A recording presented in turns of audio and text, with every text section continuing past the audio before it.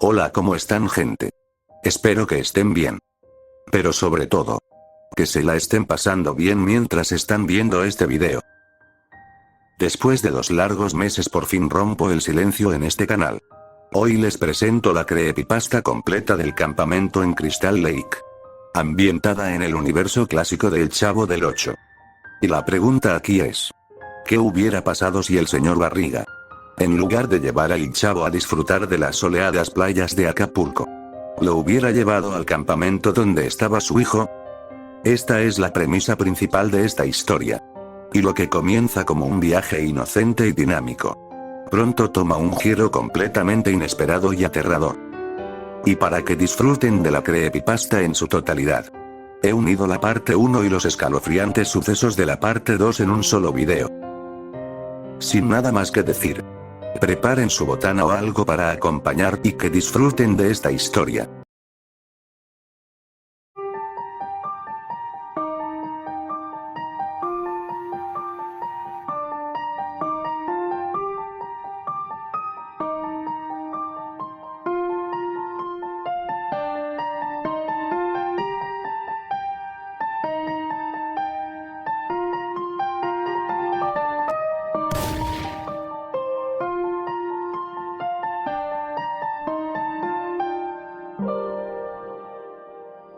Era otro día más en la vecindad. El Chavo se encontraba platicando con Kiko sobre cuál pelota era más grande, la suya o la de él. En un momento, el Chavo comentó que la pelota de Kiko parecía que iba a tener un hijo, lo cual impresionó a este último. Bajo su inocencia, corrió rápidamente con su madre, quien venía entrando a la vecindad, para decirle que tenían que llevar la pelota al sanatorio. Esto confundió a doña Florinda, ya que no entendía a qué se refería su hijo. Pero cuando Kiko le mencionó que la idea venía de parte del Chavo, doña Florinda se molestó y simplemente le dijo que no le hiciera caso.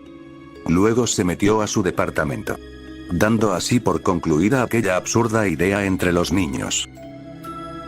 En otra escena, mientras el profesor Girafales y don Ramón tomaban una taza de café en el departamento de este último, discutían sobre la sospecha de que la Chilindrina pudo haber robado un frasco con líquido para limpiar plata. Algo que indignó a don Ramón, negándose a aceptar que su hija fuera capaz de algo así.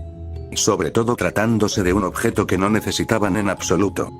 Sin embargo, aquella sospecha se disipó cuando la Chilindrina entró al departamento, diciéndoles, de forma entusiasta, que en realidad compró ese frasco con 20 pesos que don Ramón tenía guardados en un cajón, porque en la compra de uno de esos, regalaban un boleto para un sorteo, cuyo primer premio era un viaje a Acapulco todo pagado para 2 personas. Tanto el profesor Girafales como don Ramón quedaron sorprendidos. Y cuando intentaron explicarle que primero debía esperar a que anunciaran al ganador, la Chilindrina, emocionadísima, no les hizo caso y salió del departamento en busca de la bruja del 71. Con la intención de pedirle algunas maletas para el viaje. Y de paso, ir esparciendo la noticia de que tanto ella como su papá se irían a Acapulco, como si ya hubieran ganado aquel premio. Pero lo bueno es que aquella esperanza no fue en vano. Días después, tanto la Chilindrina como don Ramón vieron en el periódico que los números del boleto que tenían coincidían exactamente con el número ganador. Esto los llenó de alegría, ya que eran los afortunados ganadores del viaje a Acapulco. Unas vacaciones que nunca imaginaron tener en su vida. Pero que, gracias a la Virgencita, o a la pura suerte, se harían realidad. Después de eso, y justo ese día, la Chilindrina y don Ramón salieron de la vecindad, rumbo a sus tan ansiadas y esperadas vacaciones.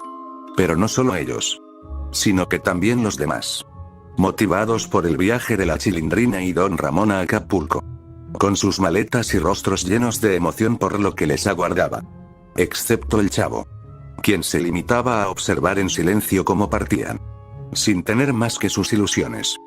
Cuando todos se fueron y solo quedaba el Chavo en la vecindad, llegó el señor Barriga, dispuesto a cobrar la renta a sus inquilinos. Sin embargo, se llevó una grata sorpresa cuando el Chavo le dijo que no estaban, que se habían ido a Acapulco. Aquella noticia dejó al señor Barriga pensativo. Y al ver que todos se habían ido, decidió ir también a Acapulco. Se despidió del chavo y comenzó a salir de la vecindad. Pero justo en ese momento, se detuvo. Algo en la expresión del chavo, que lo miraba con esos ojos serenos y curiosos, sin decir una palabra, lo conmovió profundamente. Se acercó unos pasos y preguntó: ¿Y tú, chavo? ¿No te gustaría ir a Acapulco? El chavo alzó las cejas ligeramente.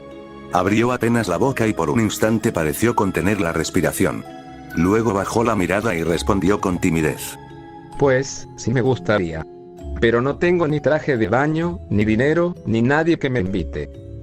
El señor Barriga lo miró unos segundos más, pensativo. Y luego dijo: Pues mira, de primeras pensaba llevarte a Acapulco conmigo. Pero tengo otro plan para ti. E incluso puede que sea más divertido. Explicó que Ñoño, su hijo, estaba en un campamento con los Boy Scouts. Le ofreció al chavo ir a visitarlo unos días, ya que él se iría directamente a la playa. Pero podía dejarlo en el campamento antes de seguir su rumbo. El chavo abrió los ojos como platos. ¿Y hay malvaviscos en fogata? Preguntó emocionado. Y competencias de nudos, caminatas en el bosque y canciones en la noche. Respondió el señor Barriga con una sonrisa. Sin pensarlo dos veces, el chavo tomó su bolsita de manta y saltó de alegría. Así, mientras todos disfrutarían de Acapulco, él se embarcaría en una aventura entre árboles, scouts y amistad. No era Acapulco, pero era el comienzo de unas vacaciones que jamás olvidaría. Literalmente.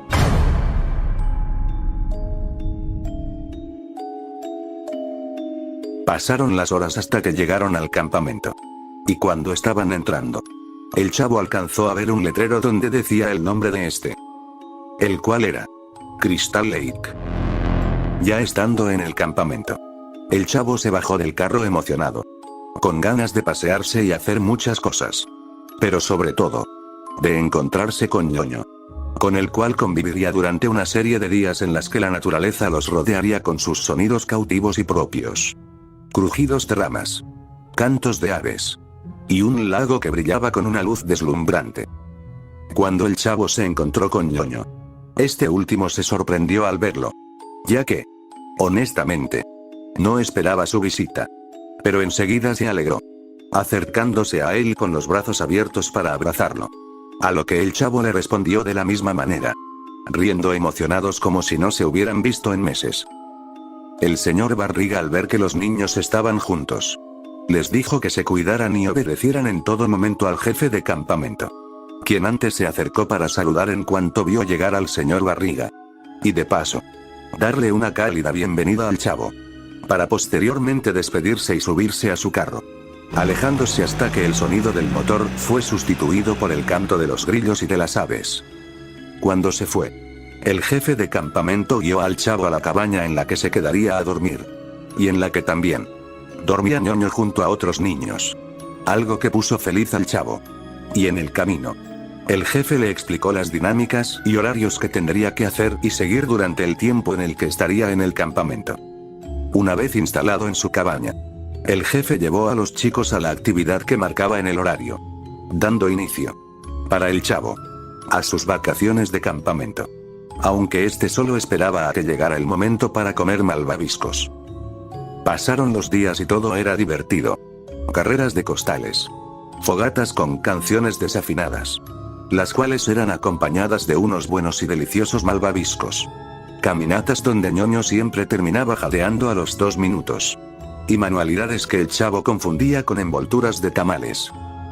Pero una noche, en la que los chicos se encontraban contando historias de terror mientras gozaban de los malvaviscos asados con el fuego de la fogata, uno de los chicos se le sale contar una leyenda urbana del campamento, la cual se titula El asesino con la máscara de hockey. Una leyenda que se volvió el centro de atención entre los chicos. Las llamas de la fogata titilaban con cada brisa, proyectando sombras irregulares sobre los rostros atentos. La leyenda, contada con detalles escalofriantes, hablaba de un misterioso individuo que, muchos años atrás, había sido visto merodeando entre los árboles cercanos al lago en noches similares. Decían que su presencia se anunciaba por el crujir de ramas bajo pasos pesados y por el reflejo metálico de su máscara en la oscuridad. Además, de venir acompañado de un machete afilado, con el cual atacaba a las personas que invadían su territorio. Es decir, el lago Crystal Lake. Lo curioso es que solamente aparece cuando es viernes 13. Y el nombre de aquel misterioso individuo es Jason Voorhees.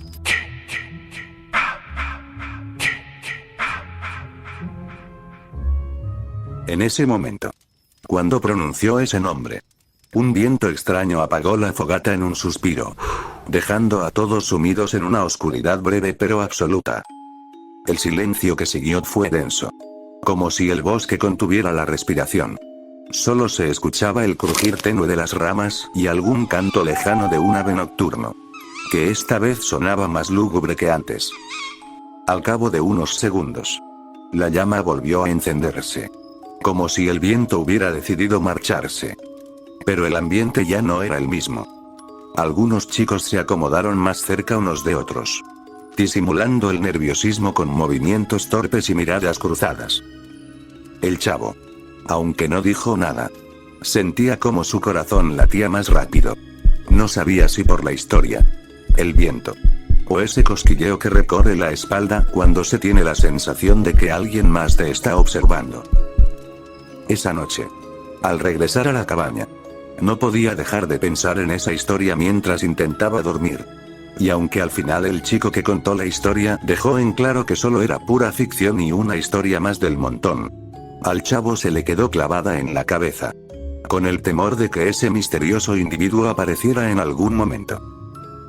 Al día siguiente, cuando todos los niños estaban reunidos con el jefe de campamento, este dio a conocer las actividades que se harían para la próxima semana.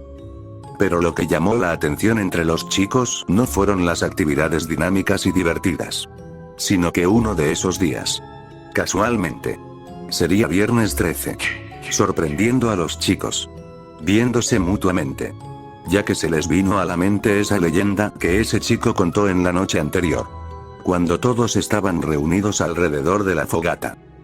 Al principio la leyenda retumbaba en sus cabezas, pero después lo tomaron como una simple casualidad y siguieron prestando atención al jefe de campamento. A excepción del chavo, a quien se le quedó más impregnado en la cabeza, creciendo más ese temor. Pero después se disipó cuando lo llamaron para la primera actividad del día. Aunque no del todo.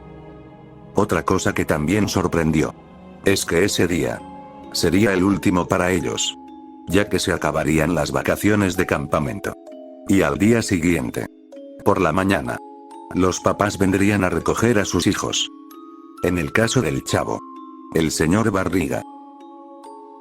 Conforme pasaba el tiempo, la historia de Jason parecía haberse desvanecido entre risas y juegos. Las actividades del campamento continuaban con entusiasmo. Más caminatas, competencias y noches llenas de malvaviscos que se quemaban casi siempre por descuido. Sin embargo, algo en el ambiente comenzó a cambiar. Cada mañana, el chavo notaba detalles extraños. Ramas partidas en lugares por donde no pasaban. Huellas cerca del lago que no correspondían a nadie del grupo.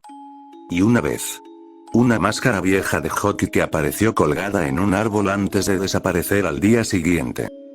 A Ñoño y los demás parecía no importarles, atribuyendo todo a bromas o al cansancio. Pero el chavo no lograba quitarse la inquietud que, desde que escuchó la leyenda, abundaba en su cabeza.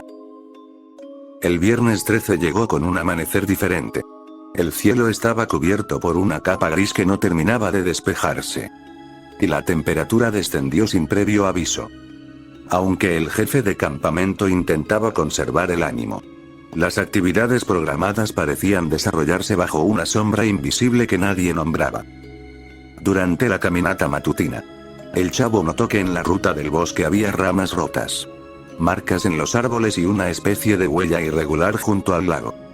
A nadie más pareció interesarle, pero él sentía que algo en el ambiente se había desplazado, como si el bosque estuviera esperando algo.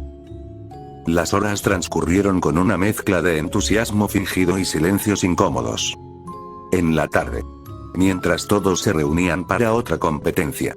El viento sopló de forma constante, agitando las hojas con un murmullo persistente. Al caer la noche, las actividades cesaron más temprano. La neblina comenzó a cubrir gran parte del campamento, y los sonidos del bosque se redujeron a apenas un par de grillos lejanos. En la cabaña, los niños se refugiaron con risas nerviosas. Pero el chavo permanecía atento, sin poder apartar los ojos de la ventana. En algún momento, creyó ver una figura cruzar lentamente entre los árboles, con pasos lentos, casi pesados. Su silueta era robusta, y algo brillaba cerca de su rostro, como si reflejara la escasa luz del exterior. El chavo parpadeó, pero ya no estaba. Un escalofrío recorrió su espalda. No hubo gritos. No hubo confirmaciones. Solo el silencio del bosque. Y esa sensación latente de que la leyenda, quizá, no era del todo ficción. En eso, el jefe de campamento hizo un último llamado. Poco a poco, los chicos fueron saliendo de sus cabañas, aún despeinados por el descanso vespertino. Se reunieron alrededor de la fogata, como tantas veces lo habían hecho, pero esta vez con una conciencia distinta. Era la última vez. El jefe los acomodó en semicírculo, permitiendo que la luz del fuego iluminara sus rostros. Habló sobre los días vividos, sobre las caminatas, los nudos mal hechos, las canciones desafinadas, y las historias que aún rondaban entre los árboles. Era una conversación para cerrar el ciclo, para que cada uno compartiera lo que ese campamento había significado. A diferencia de otras noches, reinaba una atmósfera más íntima. La presencia de cada uno se valoraba más, como si el simple hecho de estar ahí, juntos y tranquilos, bastara para volver inolvidable el momento. Los malvaviscos se asaban lentamente, y cada chispa que saltaba del fuego parecía marcar un recuerdo, una risa, una travesura, un temor compartido. Sin embargo, mientras todos disfrutaban de ese rato cálido y amigable, de la nada, un machete atravesó la cabeza del jefe de campamento, haciendo que todos se queden congelados, con los ojos abiertos de par en par. Y quien sostenía el machete no era nada más ni nada menos que el mismísimo Jason Borges, con sus características propias. Y cuando Jason quitó el machete de la cabeza y el cuerpo cayó al suelo, un grito rompió el silencio, provocando que todos empezaran a correr, con tal de que Jason no les arrebatara la vida. Jason avanzaba entre los niños como una sombra imparable, y cada movimiento suyo provocaba gritos, tropiezos, caídas. Algunos corrían sin mirar, perdiéndose en la neblina del bosque. Otros chocaban entre sí intentando escapar. Pero Jason no tenía prisa. Su andar pesado, rítmico, parecía marcado por una voluntad que no necesitaba velocidad, solo precisión. Uno por uno, los cuerpos quedaban atrás, dispersos entre los troncos, junto a los bancos de madera. Y las formas en que caían variaban. Niños desaparecían tras los árboles. Otros eran arrastrados brutalmente. Y en algunos casos, el fuego mostraba sombras extrañas, como si el bosque repitiera la masacre en sus ramas. El chavo no se movía. Estaba en el suelo a causa de haber tropezado con una raíz. Y aunque el miedo lo ahogaba, no gritaba. Se quedó quieto, observando cómo Jason atacaba y perforaba a los demás con su machete, el cual cada vez se manchaba más de sangre conforme los cuerpos se iban cruzando con su degollante filo. Entre ellos el de Ñoño, quien por su condición física no alcanzó a alejarse demasiado, por lo que Jason alcanzó a agarrarlo sin problemas, atravesándole el machete en el estómago múltiples veces hasta que sus tripas y órganos se hicieron visibles. Ante tal escena, la garrotera se apoderó de él, haciendo que perdiera la conciencia de lo que pasaba a su alrededor. Después de aquella oscura y grotesca masacre, en la que, por desgracia, los niños no pudieron evitar ese trágico y horrible destino, la noche quedó teñida de gritos, cuerpos y un fuego que ya no iluminaba. Solo titilaba como si estuviera por apagarse del todo. El campamento Crystal Lake, testigo del horror, Guardaba silencio otra vez. El machete, aún goteando, quedó suspendido por unos segundos, cargando con la memoria de cada víctima. Jason se alejó lentamente, sin prisa, como una sombra que ya había cumplido su propósito. Su figura se desvaneció entre la neblina que cubría el bosque. Y los ecos del horror que acababa de ocurrir fueron absorbidos por los árboles, por el lago, y por el cántico de los grillos y aves nocturnas. Al amanecer, el sol apenas logró atravesar la niebla que aún se aferraba al campamento. El señor Barriga llegó puntual junto a otros padres, quienes esperaban encontrarse con un grupo de niños listos para regresar a casa. Pero lo que encontraron fue una escena que los dejó marcados para siempre. Cadáveres de niños esparcidos por el bosque. La mayoría masacrados. Entre ellos Ñoño. Y algunos solamente tenían marcas de machete en la cabeza. Y el chavo, tirado en el suelo, con el cuerpo rígido, a causa de la garrotera. El señor Barriga corrió hacia el cuerpo rígido del chavo, sin entender cómo seguía con vida en medio de tanta masacre. Lo examinó rápidamente. Sin heridas, sin señales de agresión, solo una quietud absoluta. Lo acercó al lago y con la mano le echó agua, para que el chavo reaccionara. Pero, ya estando consciente, este no decía ninguna palabra, ni mucho menos respondía a las preguntas desesperantes, con tal de saber qué fue lo que pasó en el campamento, por parte del señor Barriga.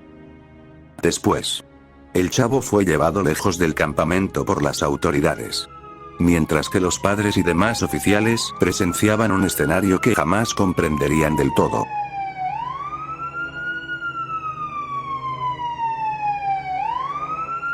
Con el paso de los días, la noticia sobre la tragedia en Crystal Lake comenzó a expandirse como una sombra envolvente.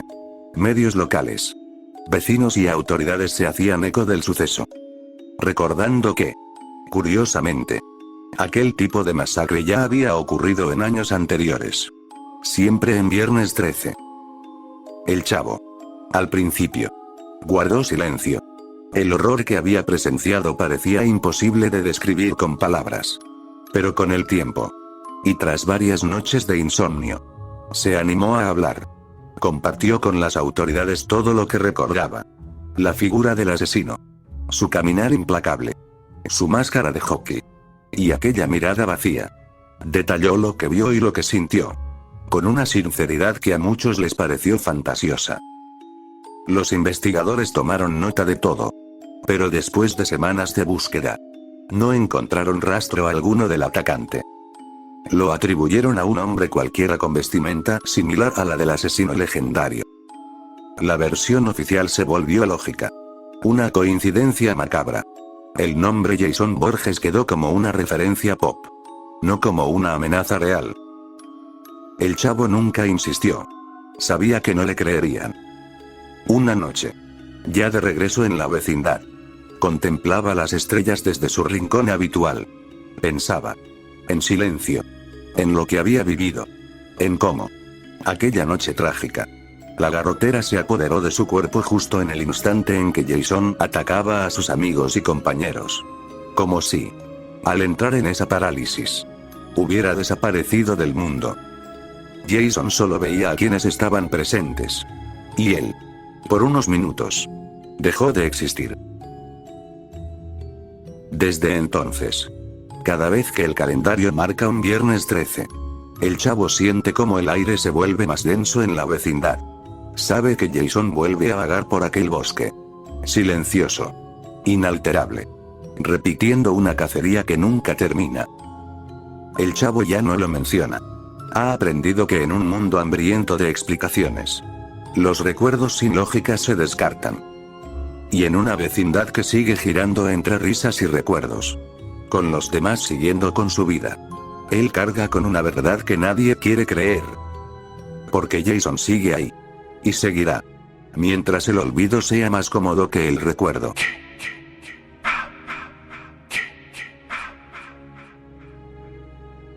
Has llegado al final de este video. Si te gustó, o si la pasaste bien mientras lo veías, no olvides apoyarme con un like.